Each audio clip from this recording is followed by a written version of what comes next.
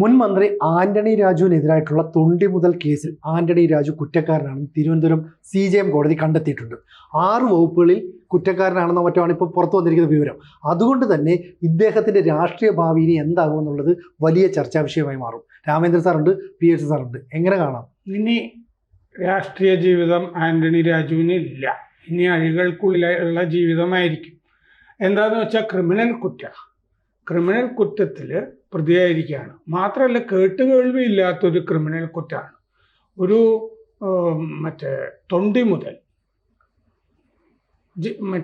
കോടതിയിലിരിക്കുന്ന തൊണ്ടി മുതൽ കോടതിയിലൊരു clerk KS Jose, ആ KS ജോസിന് കോഴ കൊടുത്തിട്ട് ആ തൊണ്ടി മുതലായിട്ട് ഇരിക്കുന്ന അണ്ടർവെയർ, ഓസ്ട്രേലിയക്കാരൻ്റെ അണ്ടർവെയർ അതെടുക്കുക, അത് കയ്യിൽ വെക്കുക, പകരം ഒരു അണ്ടർവെയർ അവിടെ റീപ്ലേസ് ചെയ്യുക.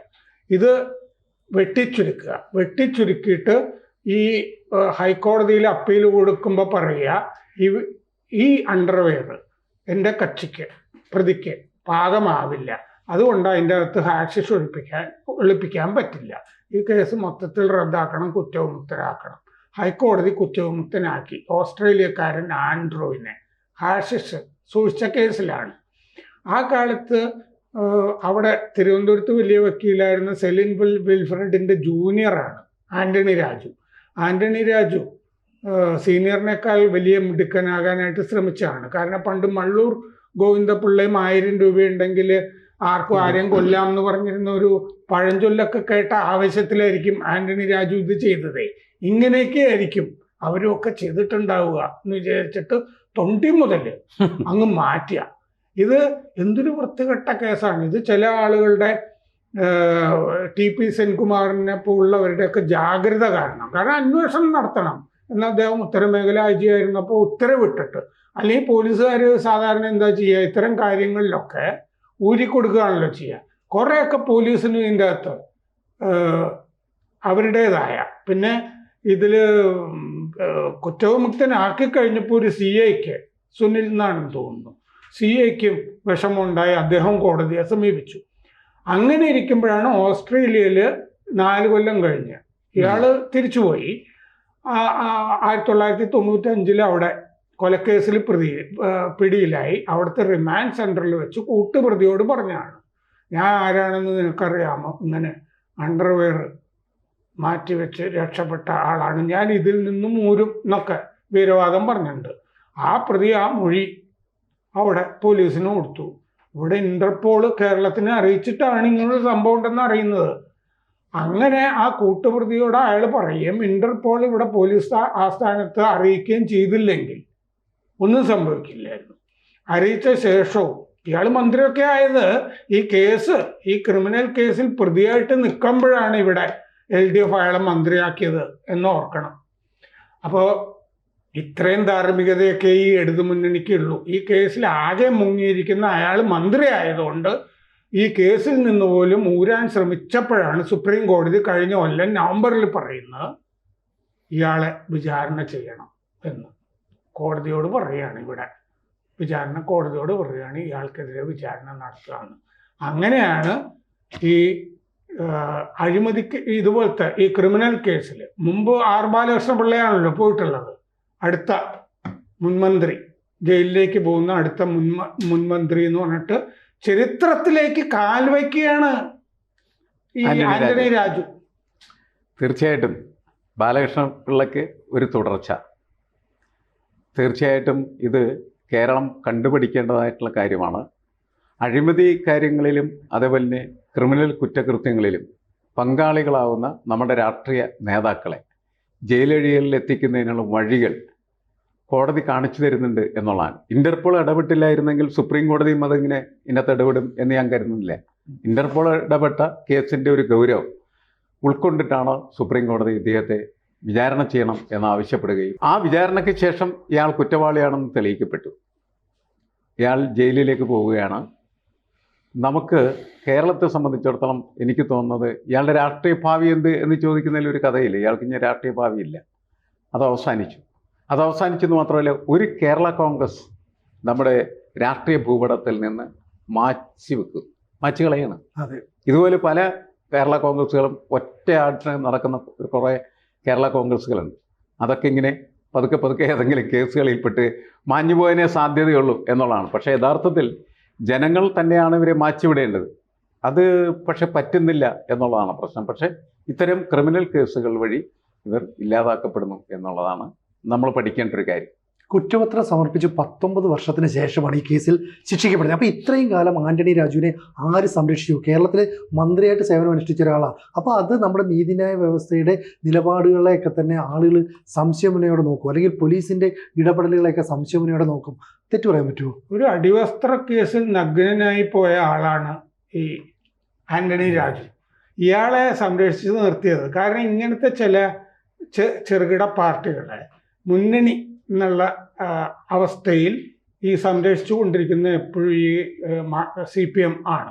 അങ്ങനെ ഇയാൾക്ക് എന്താന്ന് വെച്ച് കഴിഞ്ഞാൽ അവിടെ തിരുവനന്തപുരം വെസ്റ്റിലെ കുറച്ച് സ്വാധീനം അല്ലേ, സാമുദായിക സ്വാധീനം ഇങ്ങനെയൊക്കെ ഉള്ളത് കൊണ്ട് അത്യാവശ്യം മെത്രാനെ പോയി കാണാനും ഇങ്ങനത്തെ പല കാര്യങ്ങൾക്ക് ഉപയോഗിക്കണമല്ലോ പല ആളുകളെ.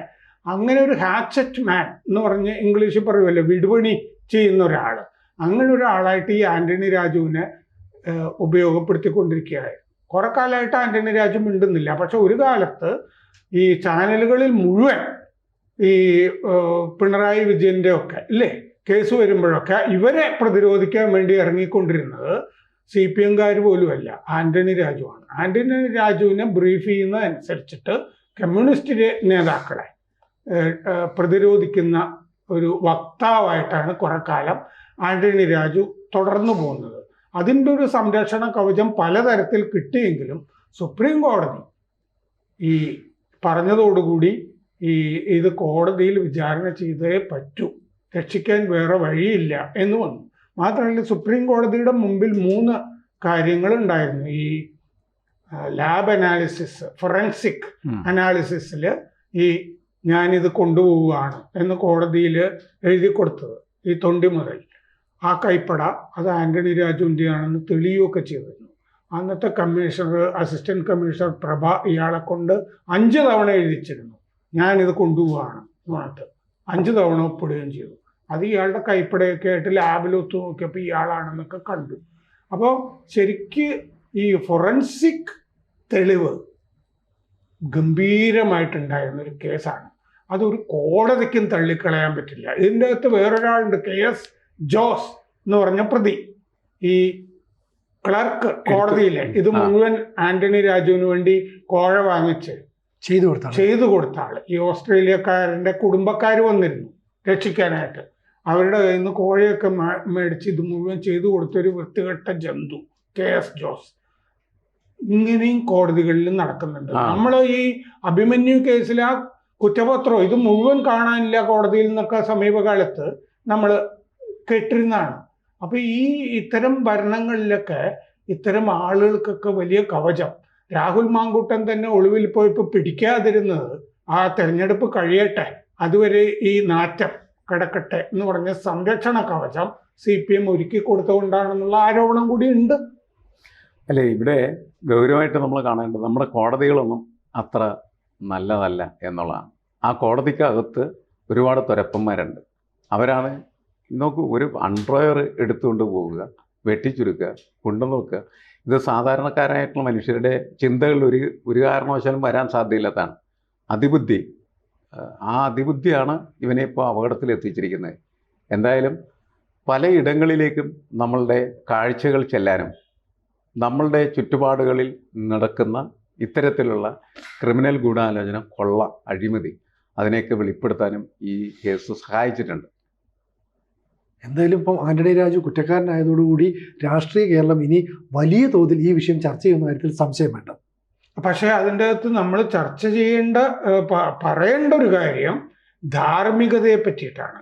രാഷ്ട്രീയ ധാർമ്മികത കാത്തു സൂക്ഷിക്കേണ്ട ആളുകൾ എന്തും നടന്നോട്ടെ, ഇയാളിങ്ങനെ അടിവസ്ത്രം മോഷ്ടിച്ച ആൾ മന്ത്രി ആയിക്കോട്ടെ എന്നൊക്കെ തീരുമാനിക്കുന്ന വിധത്തിൽ ഇടതുപക്ഷ മൂല്യങ്ങൾ എന്നൊക്കെ വലിയ പ്രസംഗമൊക്കെ നടത്താറില്ലേ? ഇത് കേരളമാണ്. CPM-കാർ പറയാറുണ്ട് ഇടതുപക്ഷം അങ്ങനൊരു മൂല്യമുണ്ടോ? കേരളത്തിൻ്റെ ഇടതുപക്ഷ മനസ്സ് ഇങ്ങനെയൊക്കെ വലിയ വാചാടോപമൊക്കെ കേൾക്കാം. രാഷ്ട്രീയ ധാർമ്മിക മൂല്യം എന്നൊരു സംഗതി ഇടതുപക്ഷ മൂല്യം എന്ന് പറഞ്ഞതിന്റെ ഭാഗമല്ലേ? തീർച്ചയായിട്ടും ധാർമ്മികത നഷ്ടപ്പെട്ടതിൻ്റെ അടിസ്ഥാനത്തിൽ മാത്രമാണല്ലോ ഇവർക്കൊക്കെ ഈ കസേരകളിൽ കയറിയിരിക്കാനായിട്ട് കഴിയും. ധാർമ്മികതയുണ്ടെങ്കിൽ ഇങ്ങനെ ഒരു വിഷയം വരുന്ന സമയത്ത് ആ വിഷയത്തിൽ പാർട്ടി തന്നെ അന്വേഷണം നടത്തി ഇയാളെ കയറ്റി ഇരുത്തരുത് എന്ന് പറയുമല്ലോ. അങ്ങനെ ധാർമ്മികതയൊന്നുമില്ല, അധികാരമാണ് പ്രധാനപ്പെട്ടത്. അടിവസ്ത്രമില്ലാത്ത ധാർമ്മികതയാണ് ഇടതുപക്ഷത്തിനുള്ളത്. ഇതാണ് ഈ കേസിൽ നിന്ന് നമുക്ക് മനസ്സിലാകുന്നത്. തീർച്ചയായിട്ടും. പ്രേക്ഷകരോട് ഒരു അഭ്യർത്ഥനയുണ്ട്. ABC-ക്ക് ഒരു ഹിന്ദി ചാനൽ കൂടിയുണ്ട്. അത് കേരളത്തിന് മാത്രമല്ല, ABC ഭാരതത്തിന് തന്നെ ഒരു ജാലകമാകണം എന്ന ആഗ്രഹത്തിൽ നമ്മൾ കുറച്ചു കാലമായി ഈ ഹിന്ദി ചാനൽ തുടങ്ങിയിട്ട് നന്നായിട്ട് പോകുന്നു. അതും സബ്സ്ക്രൈബ് ചെയ്യുക. കൂടുതൽ വാർത്തകളും വിശേഷങ്ങളും നിങ്ങളിലേക്ക് എത്താൻ ABC മലയാളം സബ്സ്ക്രൈബ് ചെയ്യുക, ബെൽ ബട്ടണും അമർത്തുക.